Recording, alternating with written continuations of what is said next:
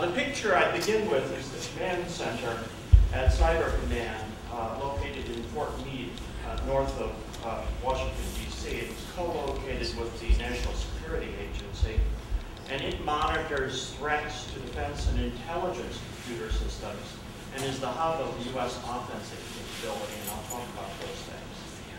The Department of Homeland Security has a similarly elaborate command center that it shares with the FBI, and it's responsible for the defense of other government and critical infrastructure computer systems. My topic has been much in the news, especially in the last month. In fact, I can't recall a time when there have been so many front-page articles in major newspapers in the last 5 years.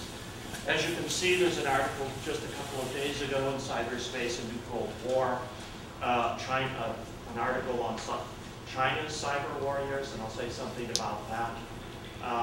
And an earlier article on a legal document defending Obama's legal powers to wage some sort of cyber warfare. And then even the New York Times was subject to a cyber attack itself from Chinese sources, apparently. On the right is the building that's in Shanghai that's newly identified as the military headquarters of the Chinese Cyber Command. Presumably they have other sites, but this is one we know about. I was one of the first to mention the idea of a cyber Cold War.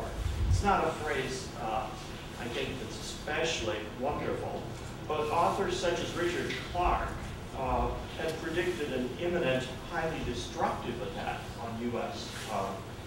infrastructure. And my guess, and I'll defend this a bit, is that it's going to be more like a simmering dispute, minor low-level exchanges for some years.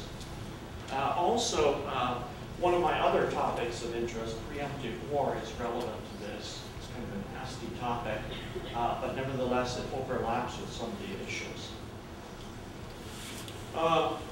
One of the causes of the recent literature was this report by a large cybersecurity firm in Alexandria, Virginia, Mandiant, documenting Chinese attacks. U.S. had officially been rather quiet about what it could and couldn't attribute to the Chinese.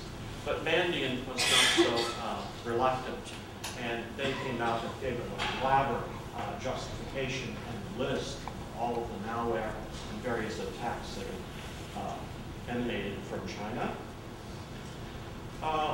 Another thing that's a little longer in the news is the famous Stuxnet attack. It's attributed to the U.S. and Israel, though neither have officially claimed it. It was a worm targeting Iranian uranium enrichment facilities, and it was injected into their systems by a thumb drive that attacked a Windows LAN that controlled some industrial processing software from Siemens, a German firm. We now know it was part of a larger program of developing cyber weapons in the U.S. and presumably Israel, called Olympic Games, that included some cyber espionage malware and some other malware. It was first developed and authorized in the Bush administration, and then the final okay was given in the Obama administrations. As I mentioned, it came from a thumb drive. It's extremely sophisticated compared to previous lines of malware. There's thousands of lines of code, and it exploited 3 zero-day vulnerabilities. That is, vulnerabilities of systems that had not been noticed by anyone before. Symantec and Kaspersky Labs, the 2 first major cybersecurity firms to analyze it, immediately knew that it was probably the product of a nation state. They did some studies of the code and decided that it was created by anywhere from 15 to 100 people. So this was a formidable bit of software, essentially. One thing that's interesting is that no complaints were ever filed by Iran with the UN Security Council or the International Court of Justice. And there has also not been any public condemnation by the major other cyber powers like China and Russia, so it's a curiosity. This is a rather poor image, a screen image of an actual display in the Iranian processing facility, and as you can see, it's generated an error message. These indicate all the controllers for the industrial processes. Basically, these are rigidly chemical control processing units. They control open and shut valves with various motors. And the U.S.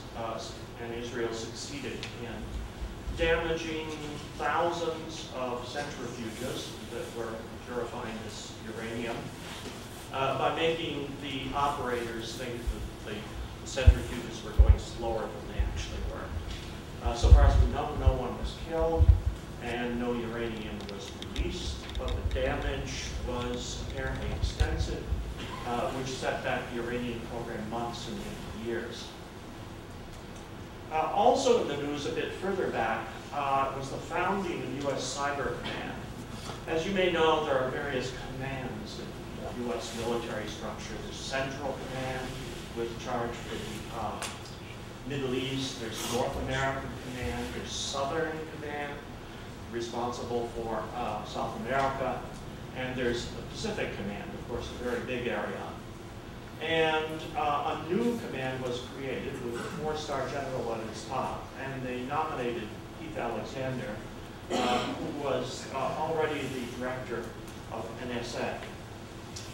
He, incidentally, is from Syracuse. He went to the U.S. Military Academy. He's approximately my age, within a couple of months.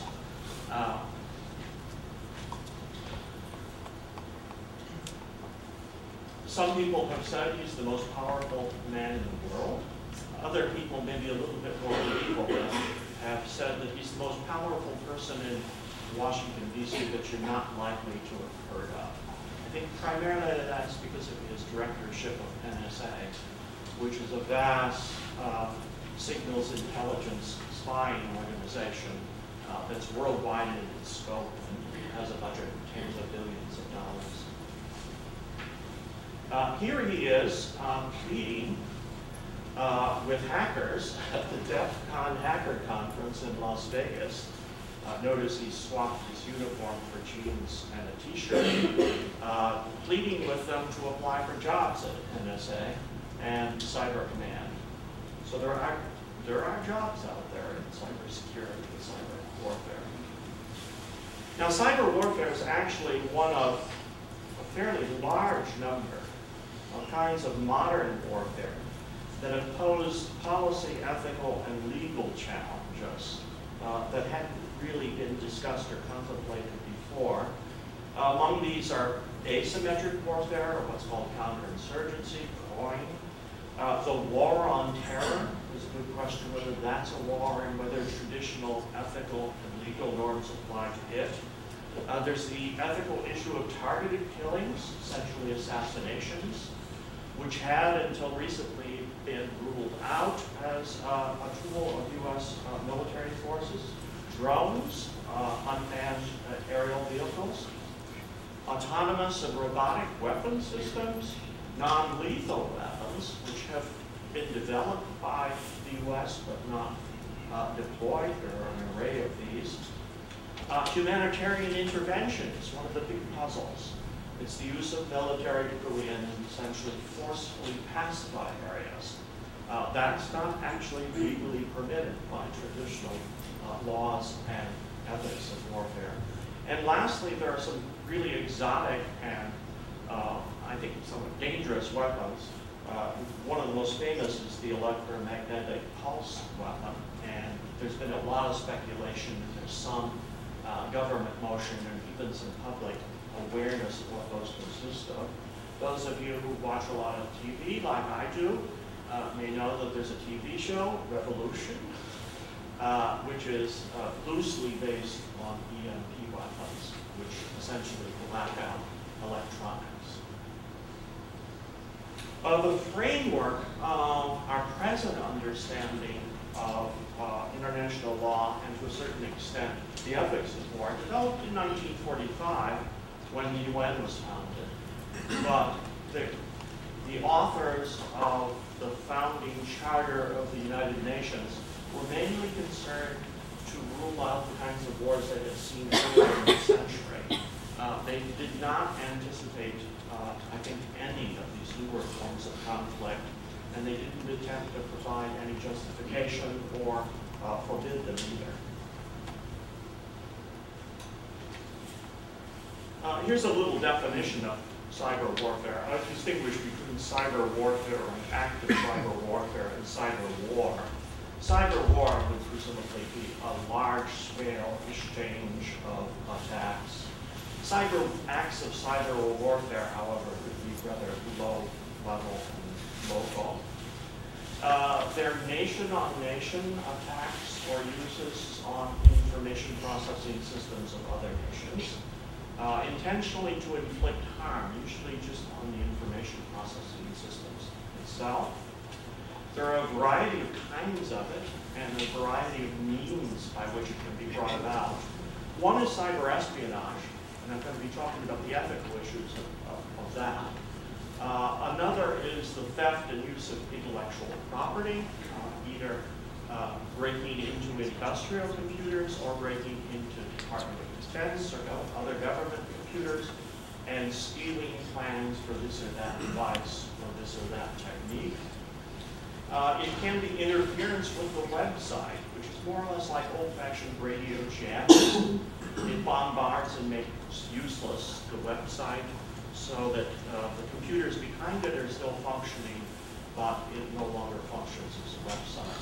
The most dangerous of these is the distributed denial of service attacks, DDoS, which consists of thousands of sort of robotic computers that can enslave and then direct their signals at one of these targets. A cyber attack proper is the intentional harm of information systems through cyber means, through information processing means. It can be as a means to impair weapon systems. It can be to interfere with command and control or the economy or even the well-being of the populace. Although we haven't seen those last examples of one nation actually targeting and trying to damage the economy of the whole populace. There's an emerging consensus that cyber warfare is not completely addressed by current international law. Some people believe it's extensively addressed, or we can tease out from current international law some principles of cyber warfare. I'm more of a cynic, and for various reasons, I think that international law doesn't actually apply, and its language does not straightforwardly address itself to issues of cyber warfare, especially low-level cyber warfare. Second of all, cyber warfare is not completely addressed by existing ethical theories of war, and I'll talk about that a little bit more. Third, we have these theories of strategy and conflict that have been developed over the last hundreds of years, and especially in the last 50 years, we have theories of international relations and theories of military and foreign policy, and in particular the use of weapon systems, including nuclear, and how they can accomplish certain ends. But we don't have any such policy for cyber warfare. There is a strategic document that Washington has published, but as far as I'm concerned, it's not worth the paper it's printed on. It really doesn't tell us what the real government policy is or might be. And lastly, though this is slightly controversial, I think cyber warfare is not amenable to treaties. And that means that we can't ban or block the proliferation of cyber weapons. The reason's actually rather simple. In the case of nuclear weapons or chemical weapons, you have complicated chemicals, complicated industrial processes. You have ways of detecting them, seismic indicators or sniffers that sniff out a certain proportion of uraniums. In the case of cyber warfare, this could be one person in the basement. It could be 50 people in the basement. There are thousands, maybe tens of thousands, maybe even hundreds of thousands who have the skill or potentially have the skill to be cyber warriors. And they could more or less be organized into discrete cells, and it's very, very unclear how you would enforce a regiment or verify a treaty in that situation.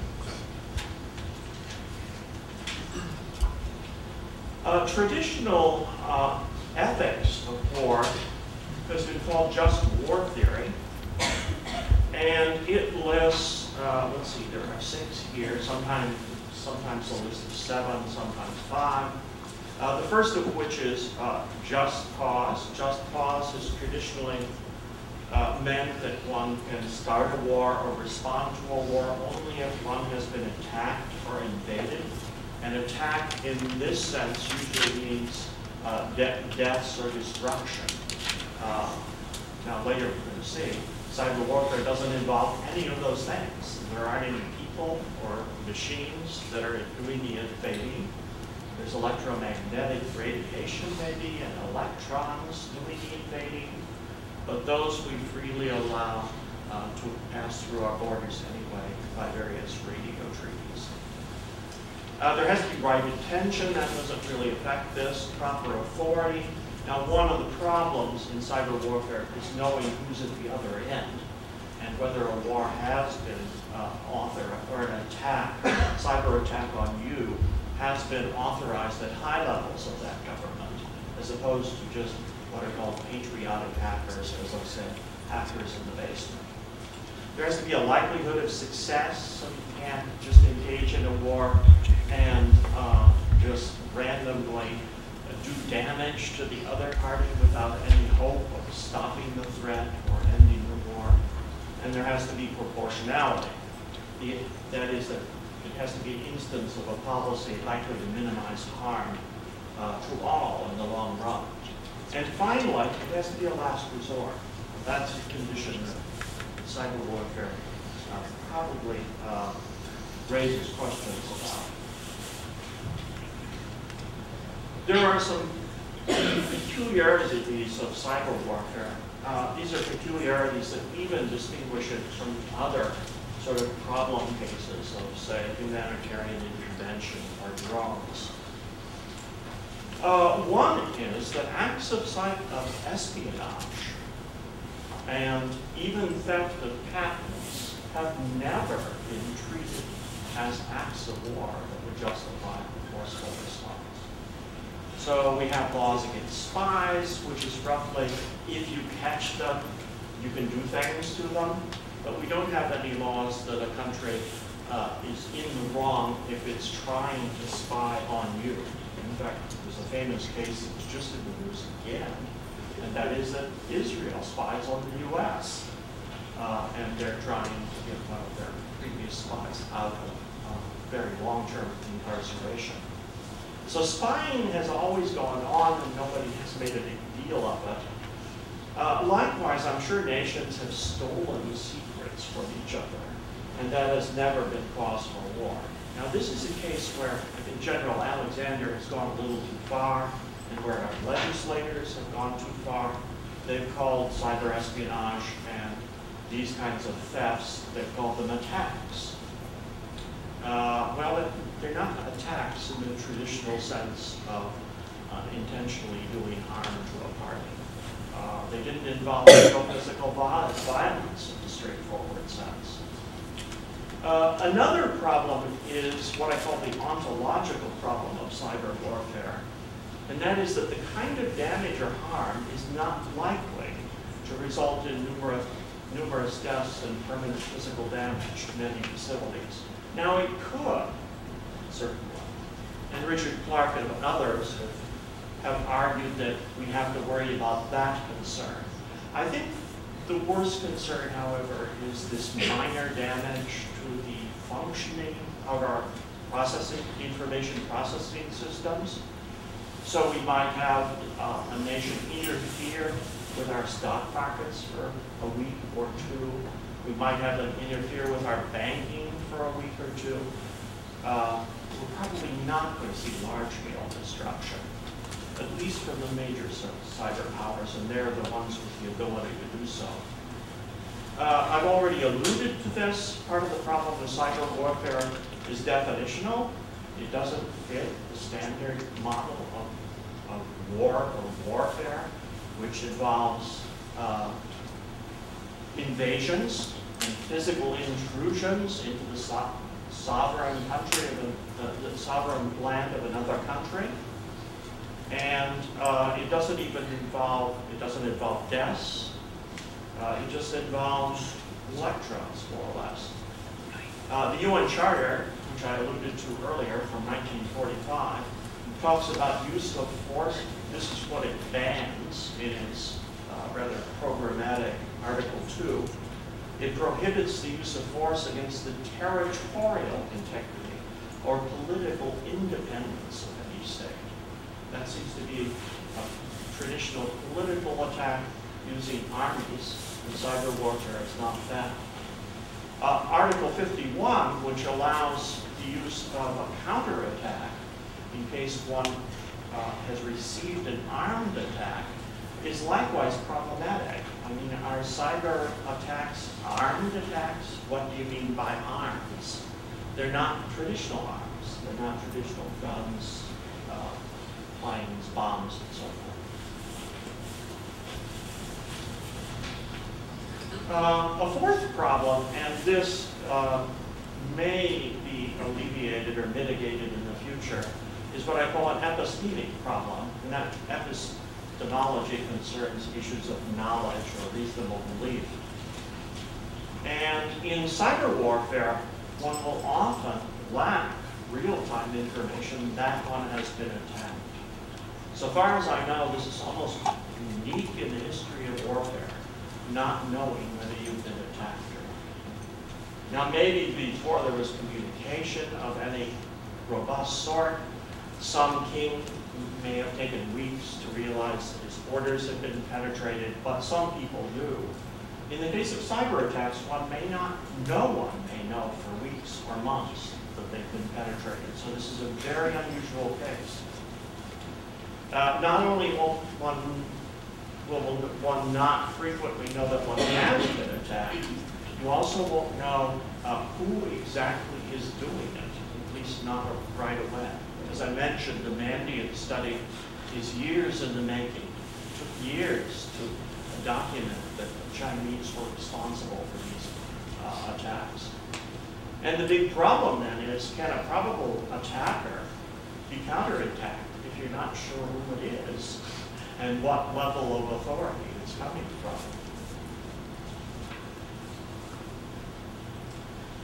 A number of people, including the Obama administration, have raised the possibility, obviously, that the application of cyber warfare is not subject to the last resort condition. The last resort condition is you have to do everything possible before you use deadly force, essentially. Well, the attack on the Iranian centrifuges was an attack on the physical structure. It was very carefully calculated to cause damage only there and only minimal physical damage to that operation and without any deaths. So that does not seem to be the kind of thing one has to be so cautious about. Obviously, one of the major problems with war and warfare is that it can be tremendously destructive. One often doesn't know in advance how destructive it can be. But in this case, with the Stuxnet attack, it seems to have indeed been a sort of pinprick attack that didn't even cause any damage to the rest of the buildings in which the centrifuges were housed. So it's a remarkable development in sort of very low level use of force. A sixth possibility is that cyber attacks of certain sorts anyway may raise the question of whether preemptive attacks are justified more than other forms of warfare. For instance, consider the case, which is presumably a real case, that a foreign nation has planted malware in government computers or in critical infrastructure, power stations or communication facilities or FAA computers. Suppose one would discover that malware is there, but it hasn't been activated yet. Well, there isn't yet an attack. There's just the emplacement of this stuff, this data, that may cause damage if it's activated. But does one have to wait until it's activated to go after the perpetrator? Very, very difficult question. The only thing that's analogous that I can think of is that traditionally in warfare, if an enemy plants bombs under your bridges and doesn't blow them up yet, you're still justified in going after them as if that were an attack, because the eventual purpose was to launch that attack. Now, what's the future of cyber warfare? Well, these are some of my speculations, some of them well supported, some of them less so. First of all, I think major attacks on U.S. infrastructure by major cyber powers are very unlikely. And the reason has to do with the fact that we could eventually identify them. And if it caused physical damage or deaths, we would almost surely retaliate with real weapons, not cyber weapons. So none of these nations anyway, wants to get, I think, have one of those attacks pinned on it. And so they're very likely to attack us straight out. China has additional reasons not to attack us. They hold large numbers of our treasury bonds. Their economy depends on the U.S. economy doing well. And so they're very unlikely to have an economic or other interest in actually crippling our economic structure. Second of all, I've argued, this is pretty much unique to me, but I think it's a good analogy.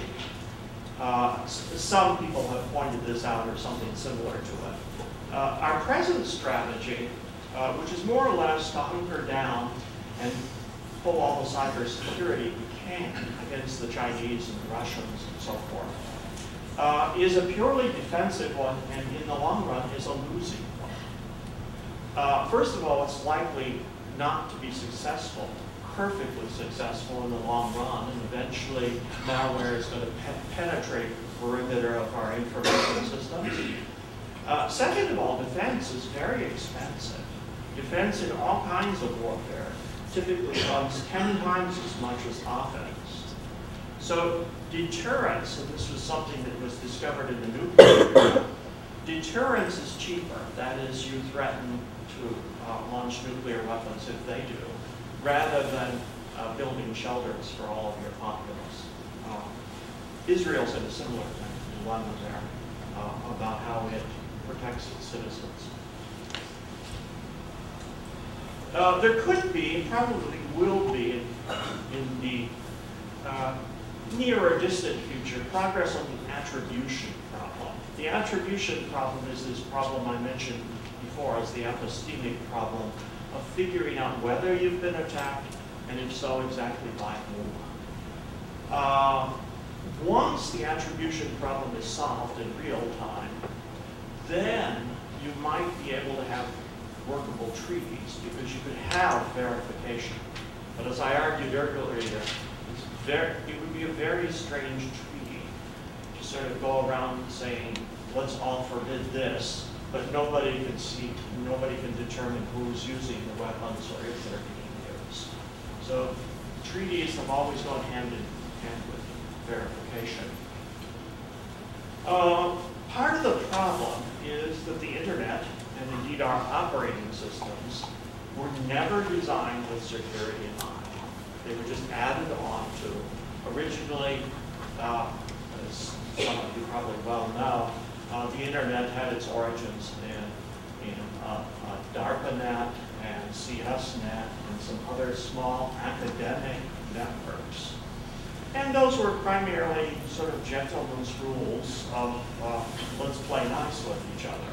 And then it was opened up to the populace to infect the world. There is a coming change in internet protocol, which will add to the number of names available for IP addresses. But it's not going to help at all in the basic insecurity of the IP protocol, the internet protocol. You might also think that the dominance of one operating system has been part of the problem. That's probably the case. But as some of you are well aware, Apple and even Linux have been subject to increasing attacks. And some of the applications that run on all of those operating systems, like Adobe Acrobat and Java, have been the source of vulnerabilities just discovered in the last 6 months or so. So there are applications, there are operating systems, there's no easy way to avoid it. One of my best friends at who's at the Naval Postgraduate School in Monterey, California, argues that we have chosen a route of way too complicated with software, including operating systems. Our operating systems have tried to work with too many different kinds of printers, and that each of those additions of being able to work with this or that printer or this or that scanner adds hundreds of thousands of lines of code that have to be added to the operating system to make it workable. And that's made essentially the entire operating systems very, very difficult to oversee and check for errors. Some people have advocated much more streamlined operating systems and even applications.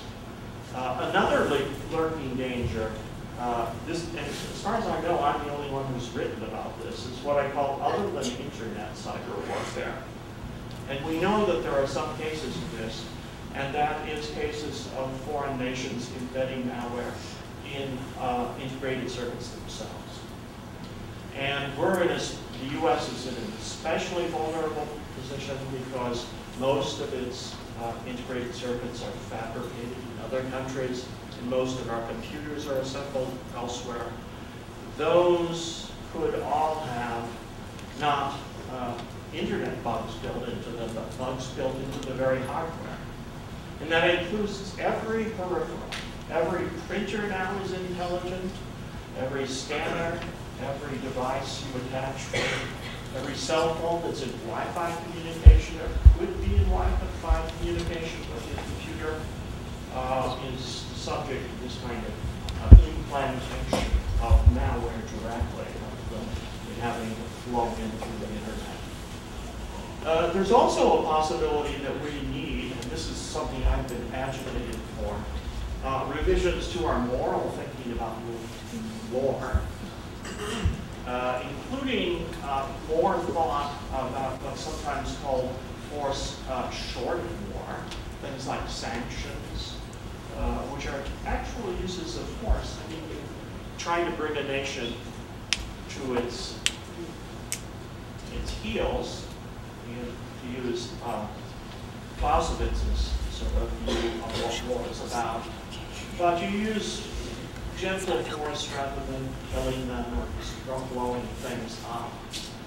We do not have, however, elaborate moral theories of what sanctions are justified in which time, and what kind of conditions all kinds of lesser forms of force should meet. And also, as I mentioned earlier, the legal framework for concerning war needs to be changed or added to, even if we're unable to come up with treaties. Now, lastly, in the U.S., there is pending legislation in both the Senate and the House. There are several different bills. There are bills that have failed, and I can talk about them if anybody has any questions about them. But that's a long, murky topic. Basically, all of the bills to bolster our cybersecurity defenses in a meaningful way, and to enable any of our major agencies like Department Homeland Security to actually compel cybersecurity measures. All of that stalled. And of course now it's put on the back burner to the budget cuts. So I guess I stand by my original claim that we're likely to face a long cyber cold war. There are going to be low-level cyber skirmishes, damage here and there, but not permanent damage, not mass killings, not huge destruction. There are going to be proxy wars that will be very difficult to identify. That is, some nations may hire hackers to do things for them. You can't tell whether it's the hackers, like anonymous. They might disguise themselves as anonymous, but it's in fact the same North Korea. The espionage is going to be increasing to a level that we probably haven't seen since the Cold War. And also these nations are likely to be trying to test the limits of international law and what the tolerance of other nations is for these kinds of activities. I think, as I mentioned earlier, we see a little of that with Stuxnet. One of my claims is that Stuxnet was not just trying to do damage to Iranian enrichment facilities and try to keep the Israelis from bombing those facilities. It was also a testing of the waters to see how other nations reacted. And in that, it was carefully calibrated because it did not bring this elaborate counterattack or objections to it. Well, thank you.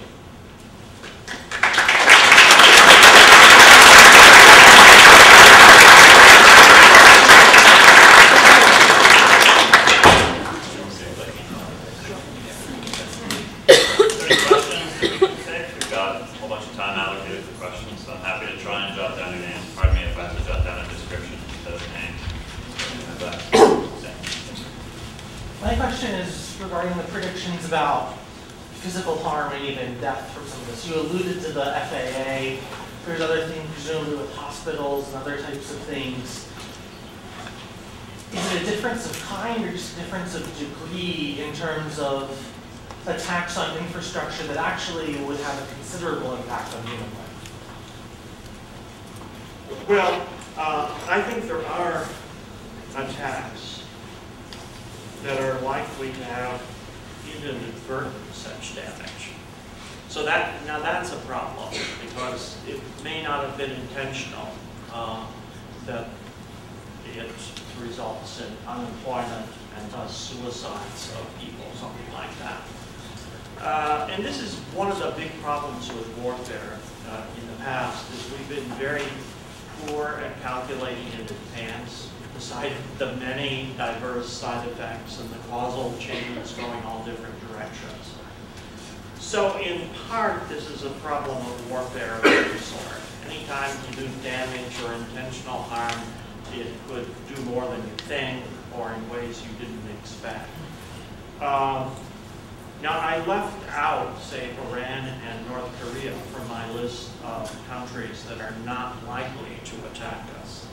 I think they're more likely to want to cause catastrophic damage, but probably not able to, at least if we bulk up our defenses somewhat.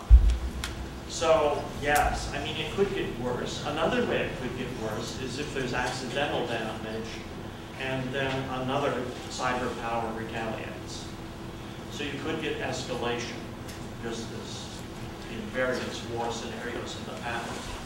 So there are ways that could occur, but my guess is sort of Steven Pinker's argument. Levels of violence are actually lower now than they've been for a long time.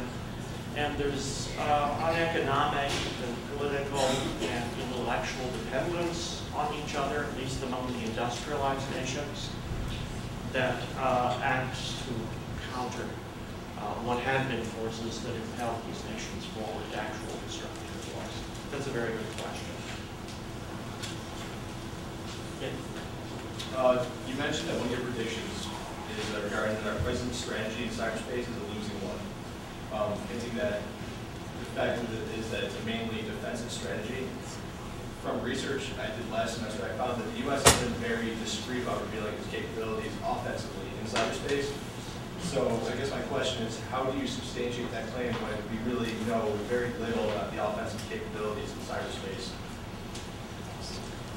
Yeah, I should rush it since this college has a cybersecurity program, and since I myself believe in cybersecurity and think that it's important, I need to clarify that. I'm not against all forms of defensive cyber warfare, which is cybersecurity, protecting yourself against attack. I'm just suggesting it's going to be problematic in the long run to keep that up forever and not have catastrophic failure at some later point. With regard to the offensive capability, I think you're hinting at a weak spot in U.S. policy, and it actually sort of made fun of U.S. policymakers about this, and that is they have claimed we have offensive capabilities, but they've been unwilling to show them or demonstrate them. And what kind of deterrent is that? So I think we're eventually going to have to reveal some of this supposed offensive capability. Now, we did a little bit in Stuxnet, and I presume that we're doing some kind of, causing some kind of mischief with the Chinese. I don't know what it is or at what level. But we need to demonstrate that capacity.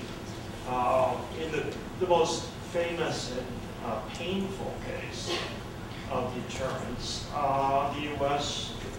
tried to end World War II in the Pacific. It was considered to bring Japanese observers to an atoll in the Pacific to watch one of these things go off. That was eventually vetoed because there was a fairly good chance of failure of the bomb, and then the sort of threat would have had the reverse effect. And likewise with offensive capabilities, they're likely to fail. We don't know how many cyber weapons have been developed by the U.S., maybe even on the Stuxnet model, that didn't succeed. They just got lost somewhere, or didn't work, or never penetrated to the system they were trying to attack. So it's a very, very problematic issue about how you demonstrate offensive capability and how you deter when you don't want to show them what you have or how it works. So are you suggesting that we're bluffing? No, I don't think we are. I think we're trying to be clever and not upset the apple cart to international diplomacy. Now, this is my particular sort of bias against Obama in particular. I think he actually slowed up the Stuxnet process, and I know he almost lawyered it to death. That is, it just required enormous reviews that took years before he was comfortable using it. And if that kind of mentality of not wanting to offend the international community is at work and is the dominant strategy, then you're not going to show your hand about what kind of offensive capabilities you have. That makes you look nasty. Well, you said part of the attribution problem is not knowing that we are being attacked in real time. How would you compare that to like biological warfare, where somebody can insert a virus in the heart of this thing and we don't know that it's there until it actually goes into the body? That's a good point. I hadn't really considered that there were such cases, but I guess there are. Although the incubation periods for most bacterial infections is on the order of weeks. Verizon for 2012, Verizon's sort of the big cheese in the U.S. It's a tier 1 ISP, so it's at the top. It handles most of the government traffic and much of the East Coast traffic. And they did a study of penetrations of the companies that were responsible for services. And 40% of the companies had not detected an intrusion after 3 months. And then some of them didn't detect it for years. So this is sort of a whole different scale of time, and one has to react faster than that to intrusions. That's kind of a scary aspect of it. The government's quite aware of that too. The Department of Defense has switched from what is called a perimeter defense, which is sort of keeping any bad stuff from coming in, and now it's counting on some stuff to come through, and instead monitor internal behavior to try to detect anomalous behaviors of various parts of the system, and then identify and then try to mitigate it. You mentioned a number of nations that you didn't think would be probable for attacking us or Cyberwarfare. What are some of the ones that you might think will? Well, North Korea would be at the top of the list as a hostile, reckless country. They seem to be much more interested in developing their nuclear capabilities as fast as possible. And they have very modest cyber capabilities. This is actually an interesting difference between the US and North Korea in terms of their educational systems. Very few people in North Korea are allowed to have a computer. So you're not going to get a vast pool of potential cyber security workers or cyber warriors out of that if it's only a select few. That's an advantage in the way that the US has. We've sort of promoted a hacker culture. We've promoted computer literacy, especially the generation younger than mine. And so there's enormous potential. Alas, there's more potential in other countries like Russia. Lots of unemployed mathematicians in Russia and Ukraine. And that's a very big problem. But yeah, I think there are some nations. Iran is probably deterrable too, in a way that North Korea might not be. Now we have to be suspicious about thinking the North Koreans are, quote, crazy and don't behave in their own best self-interest. I'm old enough to remember us thinking that Khrushchev was like that. We now have access to the Soviet records, and Khrushchev in particular was very, very concerned with the damage to his people. He seemed angry and blustery and so forth, but we were misreading him. He was actually a very cautious man, as we discovered in the missile press. So yeah, I think Iran and North Korea, maybe Al-Qaeda if it hires hackers. Right now their money sources are drying up, so I'm not too worried. It would take millions and maybe billions to mount a really effective attack on the US. What are your feelings about like something, some rogue domestic terrorism, or you just mentioned Al-Qaeda sort of recruiting, or maybe not even Al-Qaeda, just some wacko American terrorist, like Timothy McVeigh. I mean, you've mentioned countries, but you haven't really addressed that issue. No, this goes under the rubric hacktivism. And hacktivism is a kind of movement. And it even counts as warfare in my narrow definition because it usually has political aims of some sort. They may be anarchistic, or we may not recognize them as mainstream political efforts. But it appears that these people will necessarily be self-limiting to rather small groups. And as long as there are relatively few numbers of them working together, we're probably okay. As I mentioned with Stuxnet, there you see a product of 50, maybe hundreds of people. And they're probably not going to be able to get people together in that quantity without some defections and without it being detected. So I'm not too worried about the hacktivist threat. Obviously, they're a nuisance and a thorn in the side, particularly of our espionage, in keeping our secrets. Are you aware of General Alexander's strategy for domestic awareness or monitoring? It's to monitor it, but it's largely dismissed as a serious threat.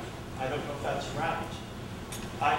For one thing, I do have security clearance, but I stay away from most of the stuff, so I can still talk about it. And a lot of this is in the classified realm, and it's actually heavily over-classified. So very few people really know about it, even though we should.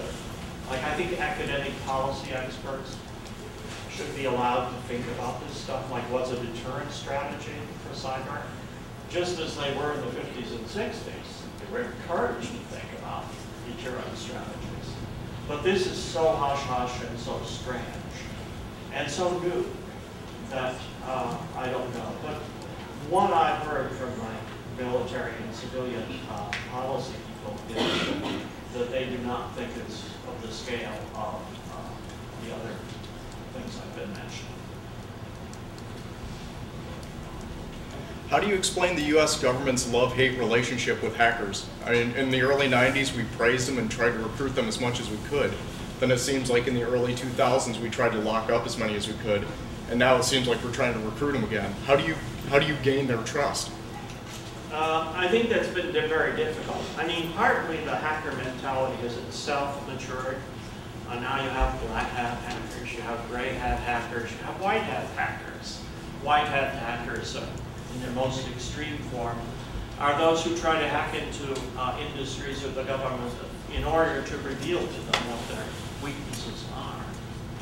So there is a sort of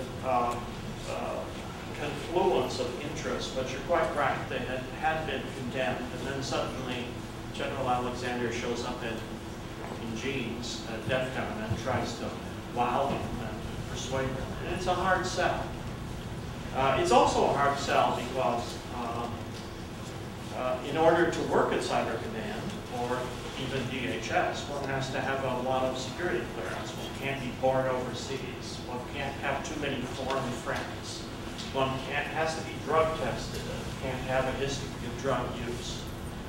Well, that's beginning to eliminate quite a few good hackers, probably. And there's a lot of talk about this classified business and standards, especially for top secret, are way too high. So we'll see. Part of this battle is going to be borne by contractors, not people in the military themselves. The contractors are likely to be a little looser and a little friendlier to the hacker culture than the military has been.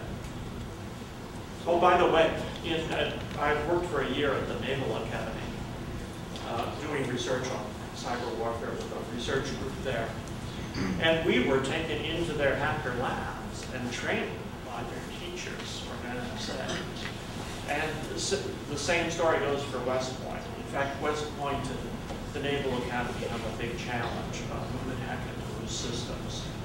So we're actually trying to train them within the military, and that's certainly putting a positive spin on what their capabilities are. One. So why do you think is it that the international community, in particular Iran, they haven't reacted aggressively to the Stuxnet incident? Because I think one of my top priorities was developing some type of nuclear potential, and use a trophy from that, and setting back the most possible years, costing millions of dollars. I'd be really good. Yeah, I mean, those are two questions. One is why Iran hasn't more forcefully protested. And the other is why other nations haven't sort of supported Iran's objections to our having done that. Remember, however, that this was activity which was internationally deplored in the first place, namely building nuclear weapons despite the Nuclear Proliferation Treaty.